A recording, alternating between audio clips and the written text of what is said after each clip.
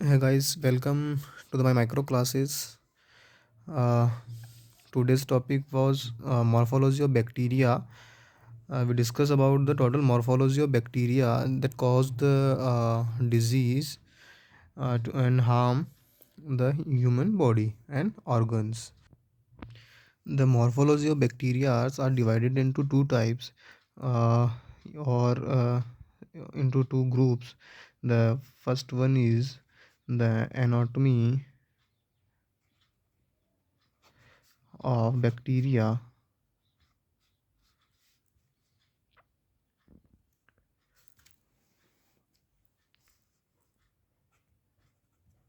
and the physiology of bacteria. So now we discuss about the anatomy of the bacteria. What the structures are involved in the bacteria. On the basis of the shape of the bacteria, they are divided into two types. The first one is the cocci, and the second one is the bacilli.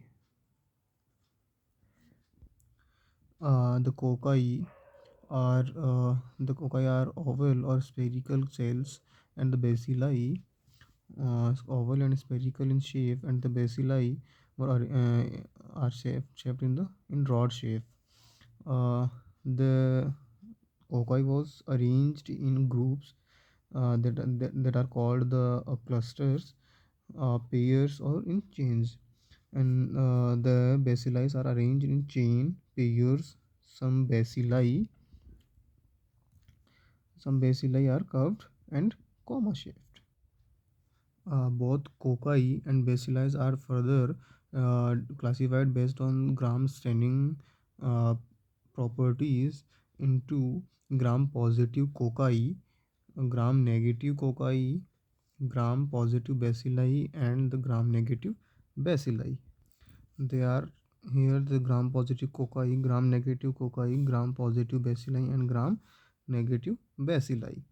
Then now, however, the bacteria that are weakly gram stained and hence need special stain for their demonstration, such as uh, mycoplasma, springocytes, or and another. The clusters are looking like see they are present in group. They call the clusters, and the chains are present in the chains. The cocci are present in the chain.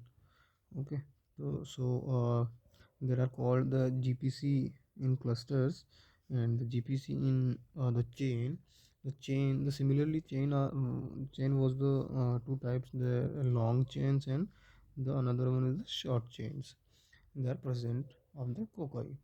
The tetrads are the another things.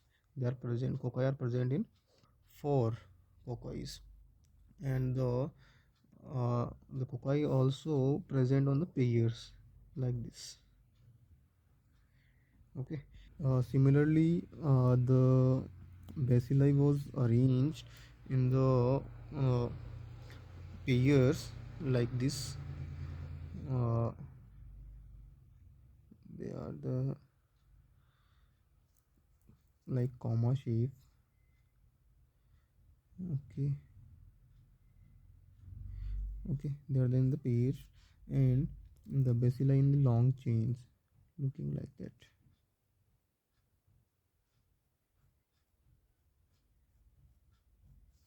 Okay, so the gram negative gram positive cocci, gram negative cocci. The gram positive or gram negative is the thing that are present in the bacterial cell wall. मतलब कि जो होता है आपकी gram positive और gram negative हम differentiate करते हैं उसकी सेल वॉल से, उसके कलर से। लाइक ग्राम नेगेटिव बैक्टीरिया जो होता है वो पिंकिश इन कलर होता है, और जो ग्राम पॉजिटिव होता है वो ब्लूइश इन कलर। सो किस बेसिस पे होता है, क्यों होता है, ये फर्दर अपन स्टडी करेंगे।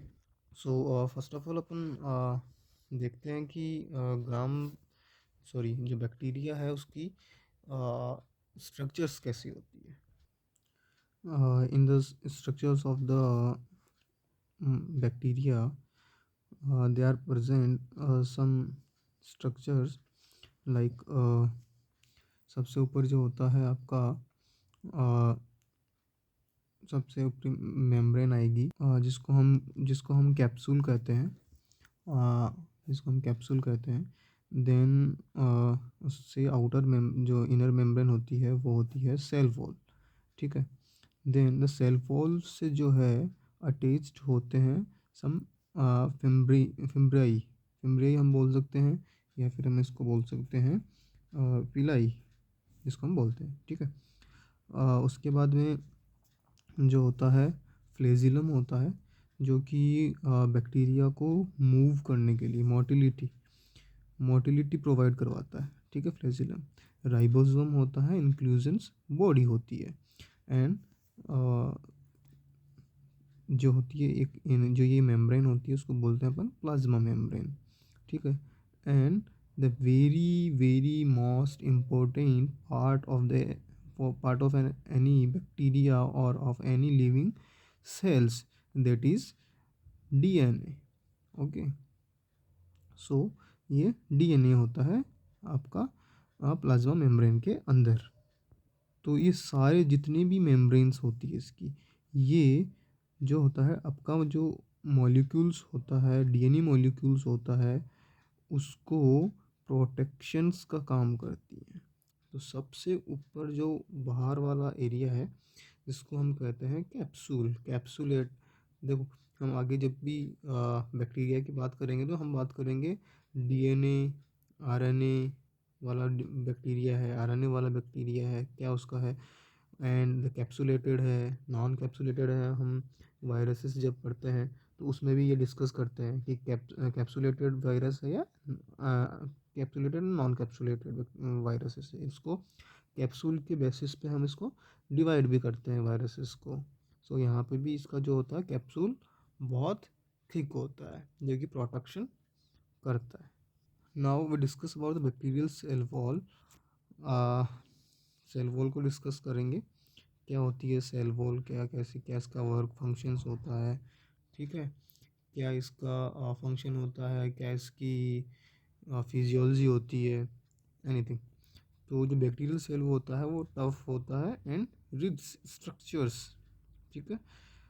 एंड रिच स्ट्रक्चर्स होती है, और क्यों होती है, it confers rigidity upon bacteria due to presence of peptidoglycan layer in the cell wall. Okay. And इसकी जो थिकनेस होती है सेल वॉल की वो होती है, we discuss about the gram positive bacteria. Okay.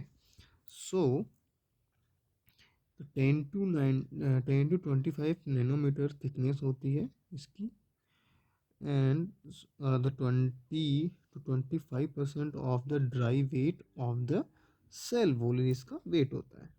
And now we discuss about the functions of the cell wall. They provide the protection of the cell wall को protection का काम करता है। ठीक है। then uh, and the cell wall can protect a cell from toxic substances and is the site of action of several antibiotics। means जो आपका cell wall है वो protect a cell from toxic substances. जो जैसे भी कोई toxic substances होते हैं वो अटैक करते हैं सेल बैक्टीरियल सेल्स पे, बैक्टीरिया पे, तो उससे वो प्रोटेक्ट करता है। And the site of action of several antibiotics.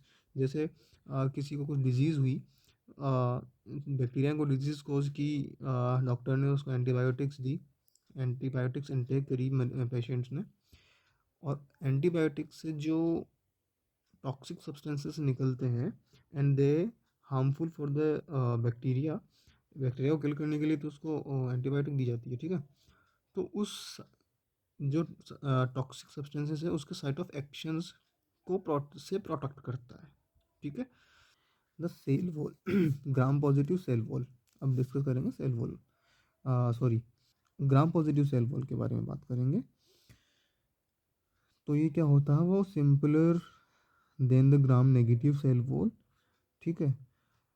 Peptidoglycan layer is much thicker, peptidoglycan layer जो होती है वो बहुत थिक होती है ग्राम पॉजिटिव सेल वॉल में, much thicker like 50 to 100 layers thick, and the 60 to 80 नैनो एनम जो होती है उसकी थिकनेस होती है। Then gram negative cell wall, significant amount of teichoic acids which is absent in cell gram negative bacteria। ये एक बहुत इम्पोर्टेंट थिंक है, इम्पोर्टेंट चीज़ है कि जो significant amount of teichoic acid है, कि टिकोइक आपको एमसीक्यूज में पूछते हैं कि teichoic acids are absent in which type of bacteria. Okay, तो वो क्या कहना है कि ग्राम नेगेटिव बैक्टीरिया में जो होता है वो significant amount of teichoic acid which is absent in gram negative bacteria, ठीक है। So then now gram negative cell wall, the thinner cell wall क्या होती है, थिन होती है, यहाँ पे जो होती है थिक होती है, ठीक है। Thinner and the more complex than gram positive cell wall, more complex होती है ग्राम पॉजिटिव सेल वॉल से। पेप्टिडोग्लाइकन लेयर जो होती है वेरी थिन होती है, 1 to 2 लेयर्स, ठीक है। देखो, थिक और थिन, ये चीज़ क्लियर होगी आपकी। तो किसकी रीज़न से हो रहा है ये, पेप्टिडोग्लाइकन, ठीक है। यहाँ पेप्टिडोग्लाइकन लेयर जो होती है मच थिकर होती है, यहाँ थिनर होती है, ठीक है। तो सारा खेल किसका है, पेप्टिडोग्लाइकन लेयर का, ठीक है। एंड सॉरी, जो पेंटाग्लाइसिन ब्रिज होता है वो एब्सेंट होता है। ये हमेशा नीट में या फिर किसी भी एमसीक्यूज में, पीजी नीट में, इनमें एमसीक्यू क्वेश्चंस किए जाते हैं कि जो ये पेंटाग्लाइसिन ब्रिज होता है वो किस type of bacterial cell wall में जो होता है एब्सेंट होता है। अब बात करते हैं हम सेल मेम्ब्रेन की। तो cell membrane is also called the plasma membrane. So the plasma membrane is essential for the survival of the bacteria। जो प्लाज्मा मेम्ब्रेन होती है वो essential होती है बैक्टीरिया के सर्वाइवल के लिए।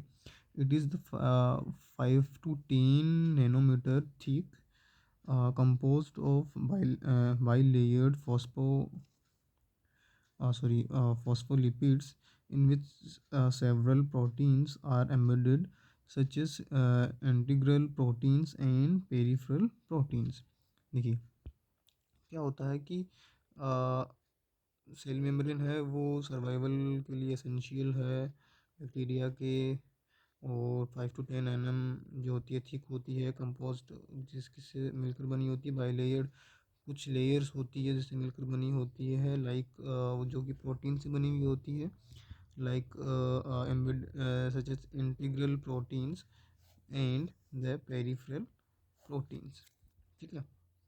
फंक्शंस क्या होता है, it is semi permeable membranes are acting as an osmotic barriers, selectively allows particular ions in molecules to pass। Cell membrane का काम क्या होता है, एक सेमी परमेबल मेम्ब्रेन की तरह काम करती है ये। मतलब जो हेल्पफुल मॉलिक्यूल्स या हेल्पफुल पार्टिकल्स है सेल्स के, बैक्टीरियल सेल्स के, उसको इंटैक्ट करती है, और जो हेल्पफुल नहीं है उसको प्रोटेक्ट, उससे प्रोटेक्ट करती है, उसको रोकती है। एंड एक और इसका फंक्शन है कि ये ट्रांसपोर्ट सिस्टम में जो होता है हेल्प करता है। अब हम बात करते हैं राइबोसोम की।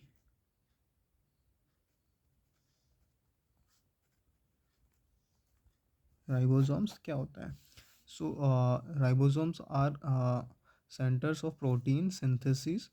These are composed of ribosomal RNA, जिसको हम बोलते हैं आरएनए, एंड राइबोसोमल प्रोटीन्स, ठीक है।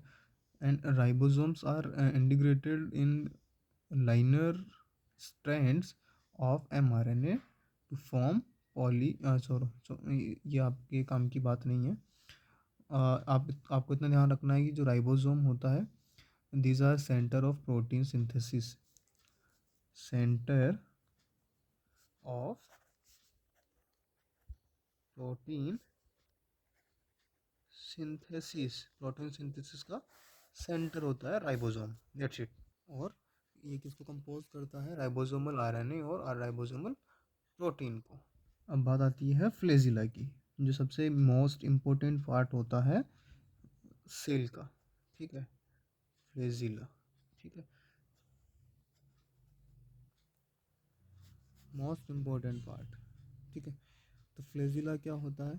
हमेशा क्वेश्चंस आपको शॉर्ट आंसर क्वेश्चन से पूछेंगे कि write down the structures of flagella, the functions of structures and functions of the flagella.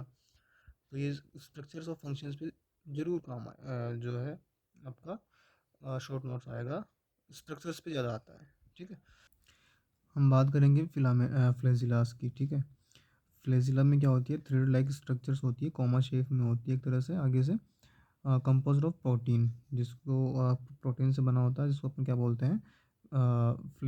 Flagellin protein, ठीक है। 5 to 20 माइक्रोमीटर लेंथ होती है एंड 0.01 टू आपकी 0.02 माइक्रोमीटर इन डायमीटर। अब इसके पार्ट्स एंड कंपोजिशन हम देखेंगे। तो कौन कौन से पार्ट्स होते हैं इसके? इसका फिलामेंट होता है, हुक होता है एंड बेसल बॉडी होती है, ठीक है। तो देखो, सबसे नीचे नीचे क्या होता है? प्लाज्मा मेम्ब्रेन से ये अटैच्ड होता है, प्लाज्मा मेम्ब्रेन से। उसका बाद होता है इसकी आती है पेप्टिडोग्लाइकन लेयर से ये निकलता है। उसके बाद जो outer membrane capsulated non capsulated होती है वो होती है। तो इन सबको मिला के हम अपन इसको क्या बोलेंगे? बेसल बॉडी, ठीक है। ये इसका आगे का पार्ट हो गया आपका हुक, और ये फिलामेंट। इसकी स्ट्रक्चर्स हो गई, प्रोटीन से बनकर मिलकर बनी हुई होती है। प्रोटीन कौन सी होती है? फ्लेजिलिन प्रोटीन, ठीक है, फ्लेजिलिन प्रोटीन। इसकी लेंथ एंड डायमीटर में इसकी स्ट्रक्चर्स कितनी होती है वो आपको बता दिया। 3 पार्ट्स होते हैं, फिलामेंट होता है, हुक होता है, बेसल बॉडी होती है। बेसल बॉडी हो गई, हुक हो गया और फिलामेंट हो गया। इसका वर्क क्या है? Movement of the bacterial cell, ठीक है, या उसको मोटिलिटी के लिए। तो ये आपका मॉर्फोलॉजी ऑफ बैक्टीरिया था, मैंने बताया। और अच्छा लगा वीडियो तो चैनल को सब्सक्राइब करो, वीडियो को लाइक करो, शेयर करो, और please keep help me to improve the channels. Thank you.